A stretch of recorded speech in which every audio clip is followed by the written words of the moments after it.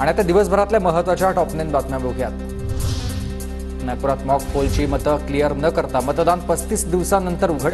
दादाजी धुनीवाले केंद्रावर फेरमतदान घ्या, काँग्रेसच्या विकास ठाकरेंची मागणी। तर आता मतमोजणीवेळी सतर्क राहणार असल्याचीही माहिती। क्लिअर करावी लागतात, ती क्लिअर न करता तिथे मतदान झालं, म्हणून यासाठी काहीतरी उपाययोजना निवडणूक आयोगाने आखवाव्या। आम्ही तक्रार केली आहे आणि त्या बूथवर पुन्हा मतदान घेण्यात यावं अशी आमची मागणी आहे। मतमोजणीच्या दिवशी जिल्हाधिकारी तहसीलदार मतमोजणी केंद्रावर नकोय अधिकाऱ्यांचं सत्ताधाऱ्यांच्या दबावात काम।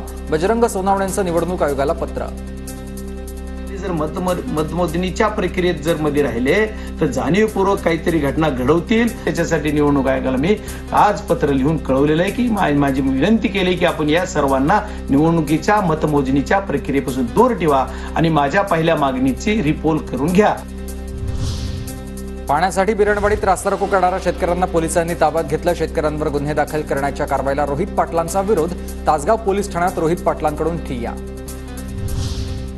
अनिल परबांच्या उमेदवारीला स्पर्धा परीक्षा समन्वय समितीचा विरोध। ठाकरे गटानं पदवीधरांसाठी योग्य उमेदवार दिला नाही, स्पर्धा परीक्षा समन्वय समितीचा आरोप।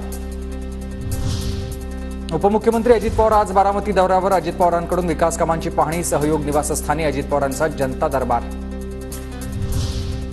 सांगली जिल्हा बँक घोटाळा प्रकरणी आमदार गोपीचंद पडळकर आक्रमक। बँकेच्या तत्कालीन संचालक मंडळाच्या नोकर भरती आणि इतर घोटाळ्यांनंतर शाखा अधिकारी आणि कर्मचाऱ्यांकडून घोटाळ्याची मालिका। संचालक मंडळ बरखास्त करण्याची पडळकरांची मागणी।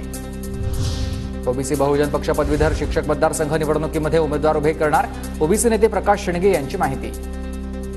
निवडणुका ज्या आहेत ओबीसी बहुजन पार्टी पूर्ण ताकदीनिशी ह्या निवडणुका लढवण्याचा निर्धार जो आहे तो आजच्या बैठकीत आमच्या कार्यकर्त्यांनी आज मंजूर केलेला आहे।